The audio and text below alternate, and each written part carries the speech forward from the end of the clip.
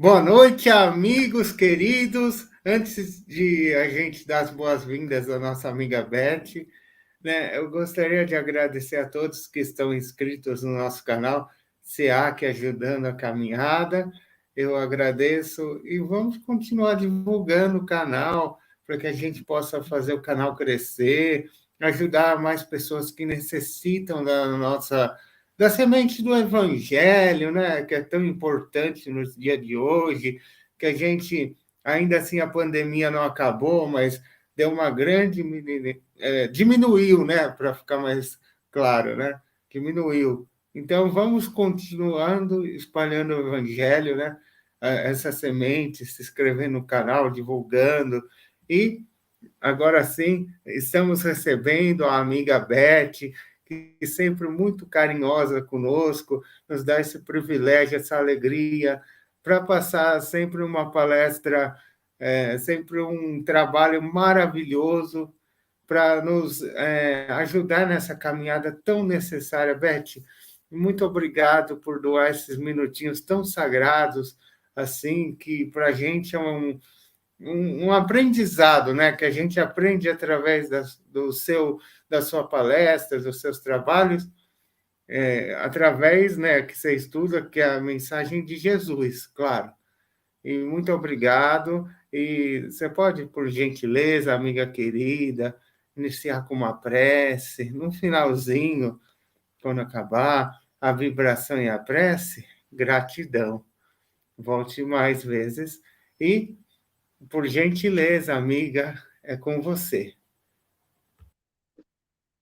Boa noite, amigos. A alegria e o privilégio são meus, porque é uma oportunidade de aprendizado. E agradeço a atenção, o carinho e essa oportunidade, pedindo então a Deus nosso Pai, ao nosso grande amigo, Mestre Jesus de Nazaré, aos mentores também de todos nós, desse trabalho tão bonito do CA, que é o mentor do CA, que é o Antônio, que estejam conosco, nos amparando, nos sustentando, nos inspirando para que possamos entender os ensinamentos da codificação espírita e passar adiante de uma forma clara. Sejam conosco, amigos queridos, hoje e sempre. Então, o tema hoje é ectoplasma. O que é ectoplasma? É uma substância semimaterial, fluídica. É fria, é úmida, viscosa, moldável, né? Dá para fazer moldes, é maleável e varia do diáfano, muito vaporoso, transparente, até o sólido, geralmente de uma cor esbranquiçada, o brilho variável, é expelida pelos médiuns e, graças ao ectoplasma, é que surgem os fenômenos mediúnicos de efeitos físicos, a materialização de espíritos. Então, o espírito materializado, ele é visto por todos, não só por aqueles que têm a mediunidade da vidência, mas por todos. Ele pode ser visto, ouvido, até tocado. E também esse ectoplasma é utilizado para a mediunidade da cura. No vídeo de hoje, então, nós vamos falar de aparições relatadas no Velho e no Novo Testamento da Bíblia, das pesquisas que os grandes cientistas fizeram nos séculos passados em relação ao ectoplasma, uma descrição de uma sessão de materialização, quem nos traz é o espírito André Luiz, e uma descrição mais detalhada do ectoplasma, realizada por vários pesquisadores da atualidade. Então, lá na Bíblia, no Velho Testamento, no livro de Hebreus, capítulo 5, versículo 10, e também no capítulo 6, versículo 20, nós lemos que o espírito Melquisedeque se materializou e conversou com Abraão. No No Novo Testamento, no Evangelho de Marcos, no capítulo 9, versículos de 2 a 10, há o relato da transfiguração de Jesus no Monte Tabor. Jesus aparece entre Moisés e Elias, que estão materializados. No Evangelho de Mateus, capítulo 28, versículos 16 a 20, nós podemos ler a descrição do fenômeno da ressurreição, em que Jesus, materializado, aparece aos apóstolos. E o ectoplasma foi muito pesquisado no passado por grandes cientistas, mas não se falava, não se usava o termo ectoplasma. O escritor espírita Ernesto Bozano, também grande pesquisador, no seu livro Pensamento e Vida, diz que no século XVII, os alquimistas, né, os que deram origem aos químicos, os alquimistas falavam numa substância que seria o ectoplasma, mas eles denominavam mysterium magnum, ou matéria-prima. No século XIX, surgiram muitos médiuns de efeitos físicos, mas na codificação espírita, Allan Kardec não usou a palavra ectoplasma. Ele usou fluido cósmico universal, então o ectoplasma seria uma variação do fluido cósmico universal. E também podemos ler, lá no Livro dos Médiuns, o termo plasma.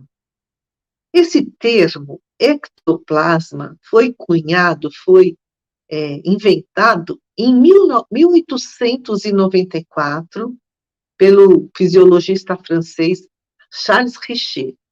Ele foi prêmio Nobel de Medicina em 1913. E ele usou essa palavra, ectoplasma, para designar uma curiosa matéria esbranquiçada que parecia que saía do corpo do médium nas materializações, nas aparições dos espíritos, nas sessões de materialização que se faziam naquela época, e dando origem à ectoplasmia. Ectoplasmia é a materialização do espírito. Então, Charles Richer, ele usou, duas palavras, ectos, que significa para fora, por fora, e plasma. Plasma é uma substância que pode ser moldada, formada. E o Richer tirou esse termo da biologia, ele faz um paralelo, porque nós temos as células do nosso corpo, tem a membrana, depois tem o citoplasma e lá dentro o núcleo. A parte mais externa do citoplasma, a porção mais periférica do citoplasma, a biologia chama de ectoplasma. É um fluido gelatinoso, que fica dentro da membrana da célula. Então, Charles Richer pegou esse termo emprestado da biologia. No livro que ele escreveu, Tratado da Metapsíquica, ele relata as manifestações de espíritos por meio de duas médiuns muito famosas, Eusápia Paladino e Eva Carriere. Mas a palavra ectoplasma acabou se consagrando no meio espírita, no meio científico, a partir de 1894, quando Richer inventou essa palavra. Em 1897, 3 anos depois, outro grande estudioso, Gustave Geley, que foi o fundador do Instituto Metapsíquico Internacional, escreveu um livro chamado Resumo da Doutrina Espírita.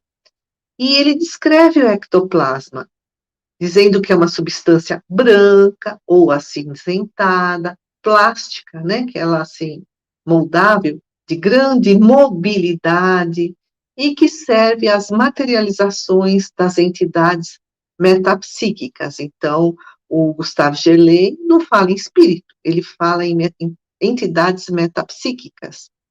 E já, mais recentemente, em 1976, o espírito André Luiz, no livro nos domínios da mediunidade, psicografado pelo Chico Xavier, descreve uma sessão de materialização. É muito interessante. Ele diz que, na verdade, não é o espírito que se materializa, mas é o ectoplasma do médium, doador, né, desse ectoplasma, que adere no perispírito desse espírito desencarnado que vai se materializar. E André Luiz fala que o ectoplasma parece uma pasta flexível, uma geleia viscosa, semilíquida, que é expelida pelo médium através de todos os poros do corpo, mas com mais abundância pelos orifícios naturais, diz ele, particularmente pela boca, pelas narinas, pelos ouvidos. A boca é o nosso maior orifício, né, no corpo físico. E aí o ectoplasma sai assim que nem como se fosse um pano para quem tem muita doação de ectoplasma, como um pano que cai no chão, porque a gravidade atrai esse ectoplasma, que no fundo é matéria, tem peso.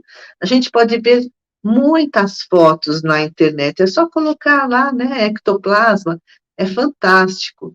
E o André Luiz, então, diz, né, no livro Nos Domínios da Mediunidade, né, escrevendo essa seção de materialização, que o ectoplasma escorria em movimentos reptilianos, sabe? Ondulantes, assim, que nem uma cobra, acumulando-se na parte inferior do organismo do médium, onde apresentava o aspecto de grande massa, viva e tremulante, com elevada percentagem a exteriorizar-se igualmente do tórax e das extremidades dos dedos. Então, aqui o André Luiz traz uma informação a mais, né? De que o ectoplasma é doado não só pelos poros, pelos orifícios naturais, boca, ouvido, nariz, mas também pelo tórax e pelas pontas dos dedos, que é inclusive onde temos os nossos chakras. E André Luiz fala que o ectoplasma está situado entre a massa densa, a matéria densa, que é o nosso corpo físico, e a matéria perispiritual, que é o perispírito. O doutor Ricardo de Bernardi, grande orador e escritor espírita, apresentou uma escala de materialidade dos corpos, né? Assim, menos denso, mais denso, até menos denso. Então, o corpo biológico, nosso corpo físico, é o mais denso. Na sequência, vai se tornando mais fluídico, né? Cada vez menos denso. Na sequência, vem o ectoplasma, depois o cordão de prata, ou cordão etérico, ou duplo etérico, que é uma duplicata energética do nosso corpo físico, onde estão os chakras. O duplo etérico e o cordão de prata unem o nosso corpo físico ao perispírito. A codificação espírita também fala que o plasma, né, porque Allan Kardec não usava o termo ectoplasma, naquela época ainda não tinha sido inventado, ele usava o termo plasma, situa-se na sua densidade entre o corpo físico e o perispírito. É o que diz o Dr. Ricardo de Bernardi. Então, né, mais denso é o corpo físico, depois é o ectoplasma, depois é o duplo etérico e também o cordão de prata, e depois o corpo astral. Corpo astral, na verdade, é um termo usado para designar o perispírito, que une matéria e espírito, alma e corpo. E depois do corpo astral vem o corpo mental. O André Luiz, no livro Evolução em Dois Mundos, diz que o nosso corpo físico é moldado, modelado pelo corpo espiritual, pelo perispírito, ou corpo astral. E esse perispírito, ou corpo astral, é moldado pelo corpo mental. São muitas camadas, né? Também no Livro dos Espíritos, a espiritualidade nos diz que o espírito não possui uma forma determinada. O espírito é uma chama, uma centelha de luz, que é o corpo mental. E André Luiz diz também que não é possível explicar o que seja o corpo mental com mais detalhes, porque ainda não temos linguagem apropriada. Então, vai na sequência, né? De desmaterialização, né? O mais materializado é o corpo físico, depois o ectoplasma, depois o duplo etérico, depois o perispírito, depois o corpo mental, por fim o espírito, né? Então, aqui segue na desmaterialização, cada vez menos denso. E André Luiz fala que o ectoplasma é uma produção das emanações da alma pelo filtro do corpo. E não acontece só nos seres humanos, não. Acontece, segundo ele, em todas as formas da natureza. Algumas pessoas que são tidas como médiums produzem em maior abundância, médiums ostensivos. E, seguindo André Luiz nos explicando, esse ectoplasma é um elemento amorfo, né? Então, de início não tem forma, depois ele vai sendo moldado para formar, por exemplo, um corpo, uma flor. E ele tem grande potência, grande vitalidade, e está subordinado ao pensamento do médium, à vontade do médium que exterioriza, né, esse ectoplasma, e também dos espíritos desencarnados que dirigem a sessão de materialização, e também dos encarnados, né, que são sustentadores nessa sessão de materialização, que estão sintonizados com a mente do médium. E esse ectoplasma é infinitamente plástico, né, dá para ir moldando, moldando, moldando, dá forma total ou parcial às entidades, então se torna visível aos encarnados e também a chapa fotográfica. Lá na internet a gente vê muitas fotos de espíritos assim totalmente materializados ou só pedaços do corpo que estão materializados. E às vezes é só a mão que se materializa, às vezes é só o rosto, às vezes é o corpo inteiro. O André Luiz fala que nesse processo de materialização entram 3 elementos essenciais.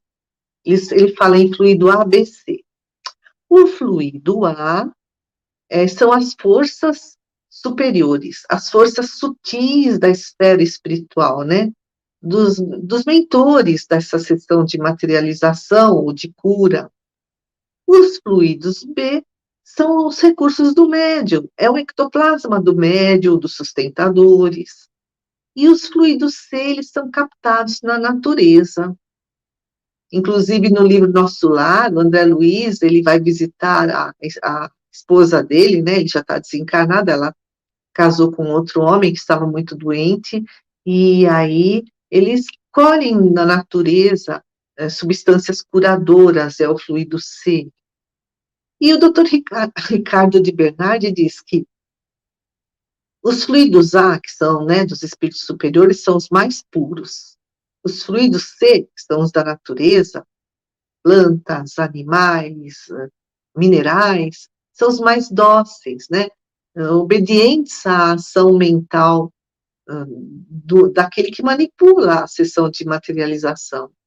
E os fluidos B, que são do médium e dos sustentadores, né, é o próprio ectoplasma, esses são capazes de estragar a materialização, de impedir uma sessão de materialização, dependendo da qualidade desse ectoplasma, do teor de pensamento, né, dos trabalhadores nessa tarefa. E vamos ver, então, uma descrição mais detalhada do ectoplasma, que muitos pesquisadores mais recentes trazem. O doutor Zalmino Zimmermann escreveu o livro Perispírito, um livro fantástico. E ele diz, assim, um livro assim, de grandes estudos, né?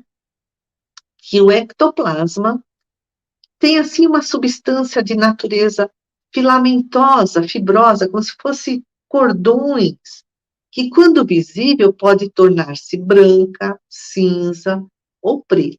Preta né, surge com mais raridade.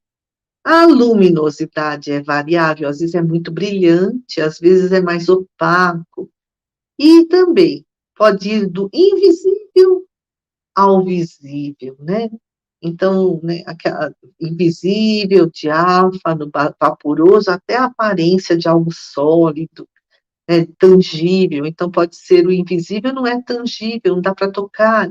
O visível já dá para tocar. E geralmente é inodora, né? Então não tem cheiro, mas às vezes também pode apresentar um cheiro assim que é difícil descrever, é como se fosse o gás ozônio, de acordo com o doutor Zalmino. E o ectoplasma dilata, né? Expande, contrai. Quando toca-se nele, ao tato, tem assim o, a, tem o tato, né? Tem a sensação de se estar tocando na teia de uma aranha, né? Uma coisa fria, assim, pegajosa. Aí uma corrente de ar pode agitar esse ectoplasma, mover para lá, para cá. Às vezes esse ectoplasma se move lentamente, assim, naquele formato de movimento reptiliano sobre o corpo do médium, né? Vai saindo dos orifícios ou do tórax, né? Naquele formato ondulante, aquele movimento ondulante, mas às vezes não, é um jogo, né? Assim, acontece subitamente, rapidamente. É um médium que tem muito ectoplasma para doar. E esse ectoplasma também é muito sensível ao toque físico, à luz branca. Geralmente, essas sessões de materialização são realizadas sob uma luz vermelha, mas também pode ocorrer assim, sob a luz branca quando há muito ectoplasma. O médium produz muito ectoplasma. Pode aparecer e desaparecer, né? Essa aparição, né? A aparição pode aparecer e desaparecer, né? E essa imagem, né? Por exemplo, essa formação pode aparecer e desaparecer com a rapidez de um relâmpago. É obediente à ação mental e é expelida também, diz o Zalmino, pelos médiuns, pelos poros, pelos orifícios boca, narinas. E o grande estudioso Hernani Guimarães Andrade escreveu o livro Perispírito e Alma. Olha que interessante. Diz que o ectoplasma pode se originar, né, pode ser produzido pelos minerais, pelas plantas, pelos animais e pelos seres humanos. Então, o ectoplasma dos minerais é o mais simples, é uma energia, né? E nos seres humanos, esse ectoplasma é o mais complexo da natureza. Ele tem uma composição química mais complexa.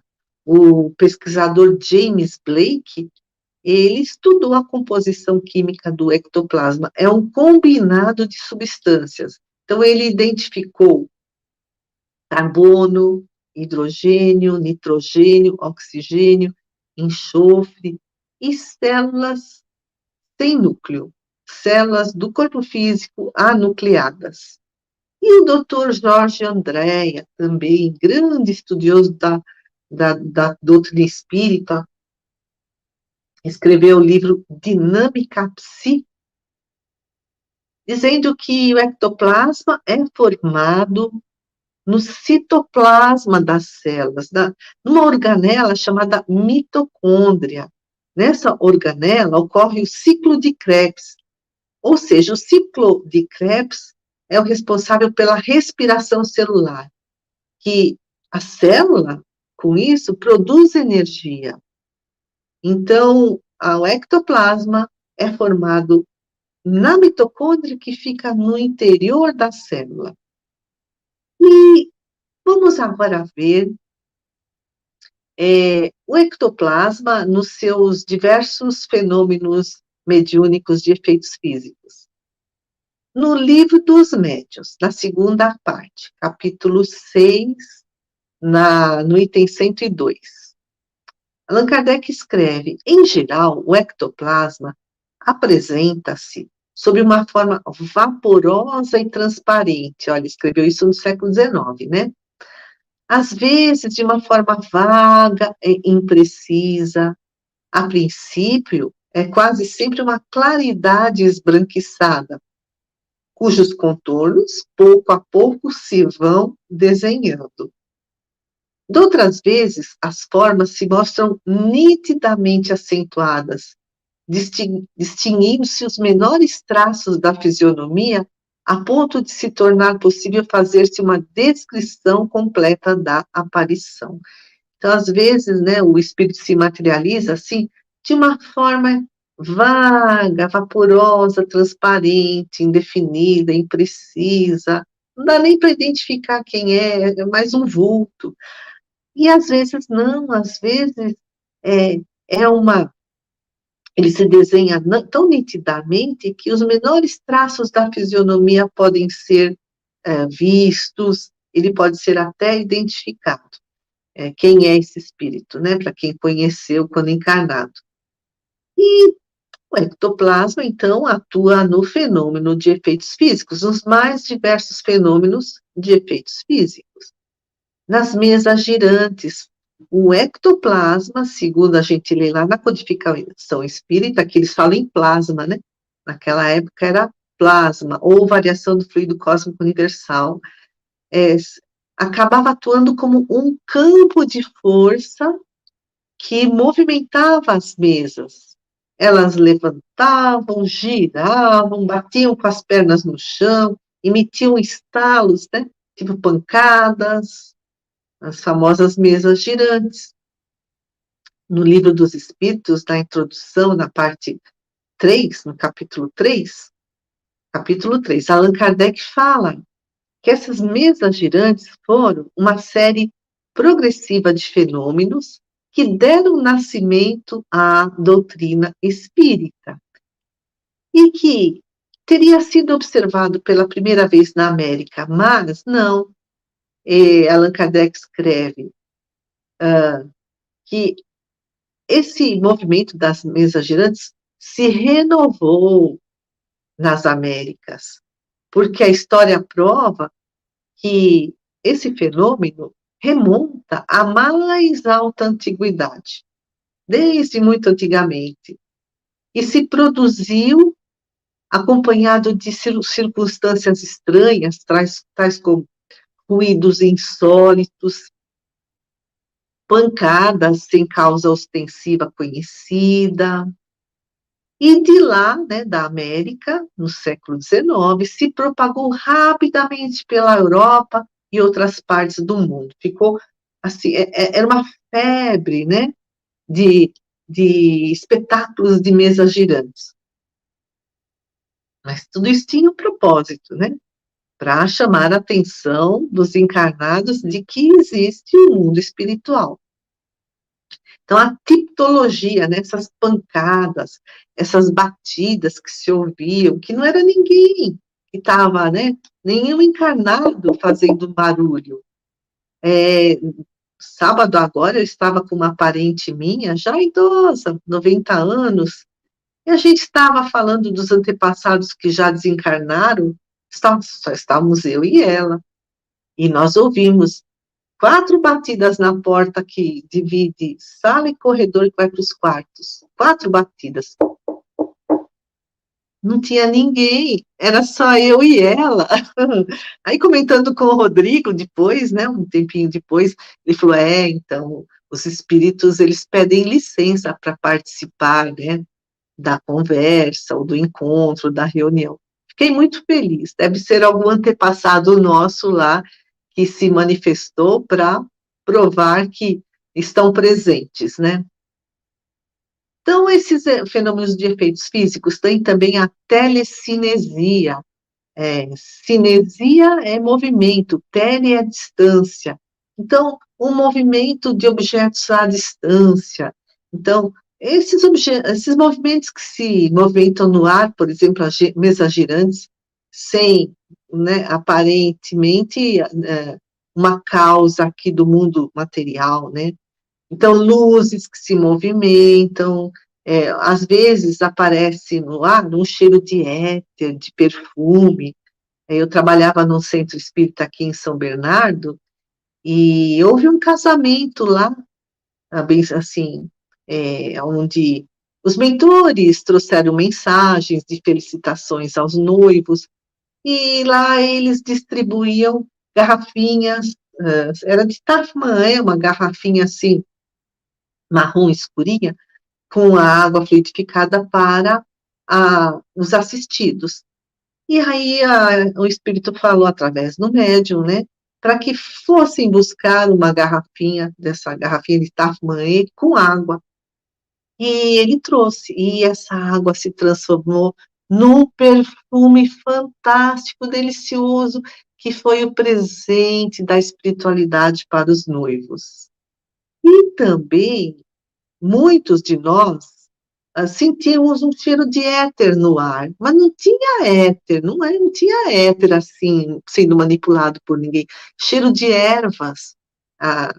As pessoas lá, né, os dirigentes dizem, os videntes, que esse é um centro de cura, tem muitas macas, que no plano espiritual existe uma fazenda com plantação de ervas fitoterápicas, e então a gente sentia esse cheiro, né, de ervas que era a materialização, né, de, que acontecia.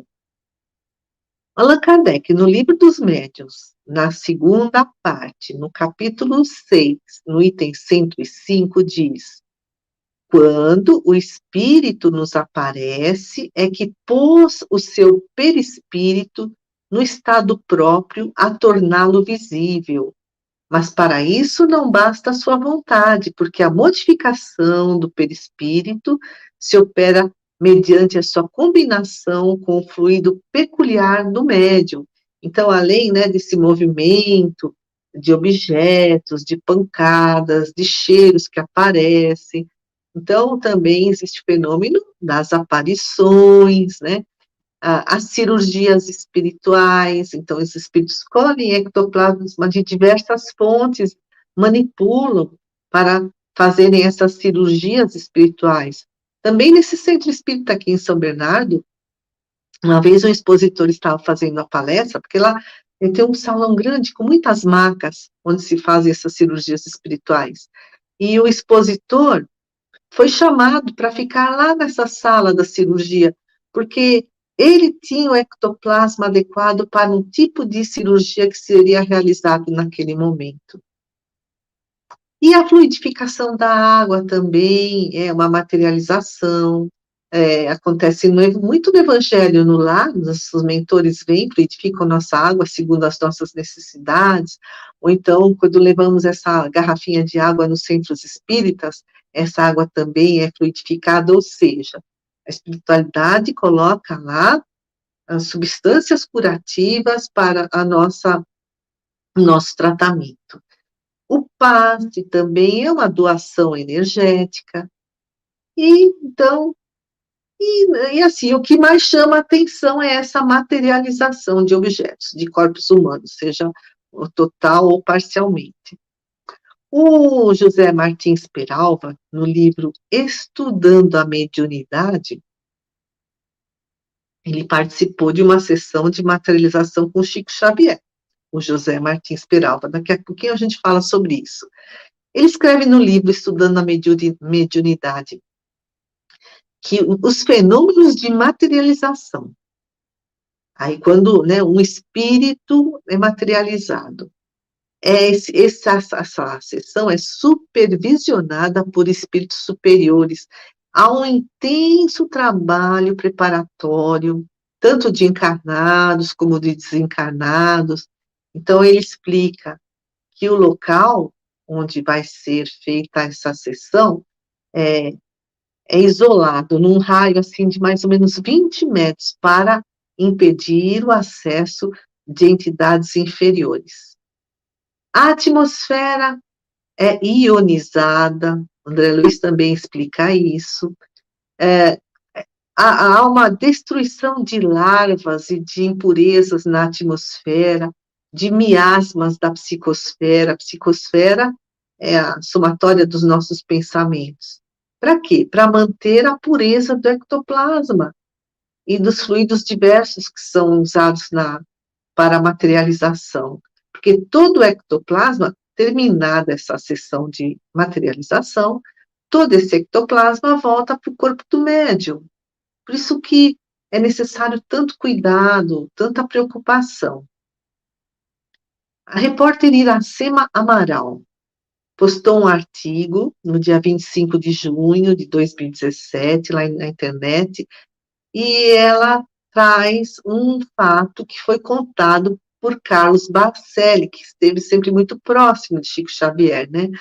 Dizendo que o Chico Xavier, quando tinha 17 anos, tinha a mediunidade de efeitos físicos. Por 3 anos, ele participou das sessões de materialização. Mas quando ele completou 20 anos, o seu mentor, Emmanuel, se apresentou e proibiu Chico Xavier de continuar participando das sessões de materialização. E disse, Emmanuel, meus irmãos, o médium Xavier, a partir desta data, está proibido de se dedicar a estas reuniões de materialização. Por quê? Se a materialização dos espíritos pode deslumbrar uns poucos olhos e mesmo curar uns poucos corpos físicos doentes, somente a tarefa do livro é semelhante à chuva que fertiliza o campo imenso da água viva do amor que o Evangelho de Jesus preconiza. Então, Chico Xavier se dedicaria, a partir de então, à publicação dos livros psicografados. E, numa das sessões, nessa sessão em que Emmanuel traz essa mensagem, é que estava presente o José Martins Peralva, que a gente citou agora há pouco, que foi presidente da União Espírita Mineira. E, na época, ele estava com tuberculose. Ele vivia em Sergipe e disseram para ele ir para Belo Horizonte, onde o clima seria propício ao tratamento da tuberculose. E ele foi curado na sessão de materialização. Inclusive, né, ele tirou chapas radiográficas, passou pelo médico que atestaram a cura dele. Então, qual é a finalidade das materializações? Chamar a atenção das pessoas para provar que a alma é imortal, mostrar que há a possibilidade da comunicação dos espíritos, né, deles para conosco, para a realização de curas. Hoje, essas materializações de espíritos, que é uma materialização mais ostensiva, que exige muita produção de ectoplasma, vão se tornando cada vez mais raras.